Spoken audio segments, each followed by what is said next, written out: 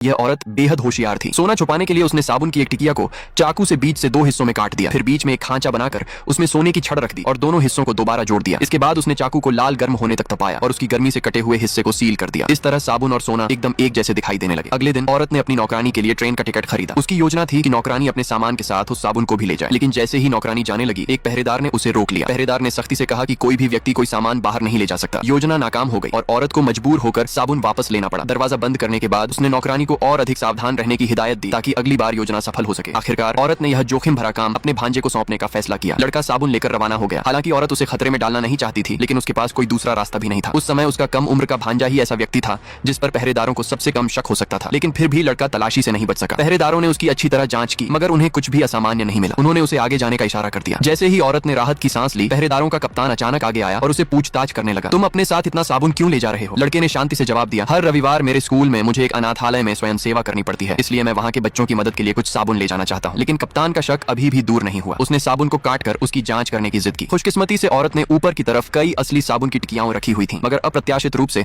कप्तान ने उन सभी साबुनों को काट कर देखने का फैसला कर लिया। यह देखकर औरत डर से कांप उठी। अगर जांच जारी रहती तो उनका राज जरूर खुल जाता। तभी इस नाजुक पल में लड़के ने तुरंत एक तरकीब सोची और कहा, मैं एक पुलिस अधिकारी को जानता हूँ, मैं उनसे मेटल डिटेक्टर उधार ला सकता हूँ और पूरे भवन की जांच कर सकता हूँ। उस उपकरण से छिपी हुई चीजें ढूंढना कहीं आसान होगा। कप्तान को यह सुझाव अच्छा लगा। उसका शक दूर हो गया और उसने लड़के को जाने दिया। औरत ने आखिरकार राहत की सांस ली। औरत के निर्देशों का पालन करते हुए लड़का रेलवे पटरियों की ओर बढ़ा। उसने साबुन के अंदर छिपी सारी सोने की छड़ें निकालकर एक टिफिन डिब्बे में रख दी। फिर रेलवे लाइन के पास एक सीमा चिन्ह पत्थर के नीचे गड्ढा खोदा और सोने से भरा वह टिफिन उसमें दफना दिया।